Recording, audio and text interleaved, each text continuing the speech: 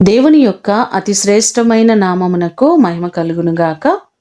ఈ ఉదయకాలము మీకందరికీ వందనాలు తెలియచేస్తున్నాను. ఈ దినము మిమ్ములను బలపరచు దేవుని మాట. అల్పులు కాకుండా వారిని నేను ఘనులుగా చేసెదను. ఇర్మియా గ్రంథము 30వ అధ్యాయము 19వ వచనం. మన దేవుడు మనలను ఘనమైన స్థితిలో ఉంచేవారు. మనకేది తక్కువ కాకుండా ఎప్పటికప్పుడు దేవుడు మనకు సమృద్ధిని అనుగ్రహించేవారు. ఒక వ్యక్తిని ఉన్నతమైన స్థాయిలో ఉంచగలిగిన దేవుడు ఆయనే. నీకున్నటువంటి ప్రతి పరిస్థితులలో దేవుడు మిమ్ములను హెచ్చించడానికి ఆయన సిద్ధముగా ఉన్నారు.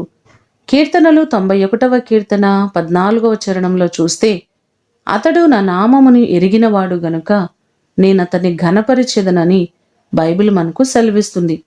మనము దేవుని ఎరిగి ఆయనపై ఆధారపడినట్లయితే ఆయన ఘనమైన స్థితిలో ఉంచుతారు. ఈ మాటలు వింటున్న మీరందరూ అన్ని విషయాలలో ఘనమైన స్థితిలో ఆశీర్వదించబడుదురుగాక. ప్రార్థన చేసుకుందాం. మమ్మలను మిక్కిలిగా ప్రేమించిన మా ప్రియ పరలోకపు తండ్రి, మీ పాదములకు వందనాలు, స్తోత్రాలు. ఘనమైన స్థితిలో మీరు ఒక వ్యక్తిని నిలబెట్టగలిగిన దేవుడవు.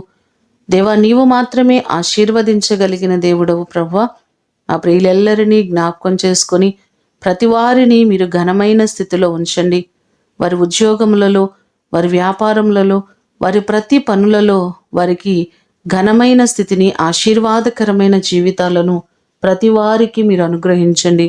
ఏ విషయంలో వారు ప్రభువా అవమానపరచబడుతున్నారో, ఏ విషయంలో వారు నిందించబడుతున్నారో ప్రతి వారి అవమానములను, నిందలను మీరు తొలగించండి. అన్ని విధాలుగా వారిని ఘనులుగా మీరు చేయండి. ఈ దినము కొరకు వందనాలు, కృతజ్ఞతలు తెలియచేస్తూ యేసు అతి శ్రేష్టమైన నామమున అడిగి వేడుకొని పొందియున్నాము తండ్రి. ఆమేన్. దేవుడు మిమ్ములను దీవించునుగాక.